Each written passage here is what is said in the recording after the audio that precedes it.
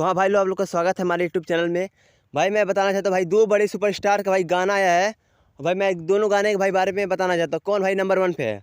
भाई पवन सिंह का भाई गाना नंबर 1 पे है, क्योंकि भाई देखा आप लोग स्क्रीन पर भाई देख सकते हैं, पवन सिंह का गाना भाई अभी भाई 19 सेकंड में भाई पूरा बवाल मचा दिया है 488 लाइक के साथ।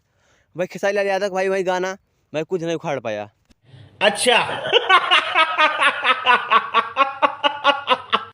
क्योंकि भाई आप लोग देख सकते हैं भाई 2 दिन में भाई अभी वो 1 मिलियन भाई व्यूज़ नहीं ला पाया। भाई 2 घंटे में भाई 1 मिनट बस कम है और भाई 1 लाइक नहीं ला पाया। सोचिए आप लोग कितना बेकार गाना है। मतलब बेकार गाना नहीं भाई लोग, उसमें खेसारी लाल यादव भाई वो फील नहीं ला पाए हैं। भाई जो गाना है इसमें वो वैसा फील नहीं ला पाए हैं, तभी भाई उनका गाना से सुपर डुपर हिट नहीं हुआ। और भाई पवन सिंह भाई एक्शन के भाई हीरो है, आप लोग जानते हैं भाई, वो शेर है भाई हमारा। भाई जानते हो भाई उनका हर एक गाना सुपर डुपर हिट होता ही। अगर गाना नहीं निकाल रहा था तो सभी लोग बड़ा उछल कूद कर रहे हैं।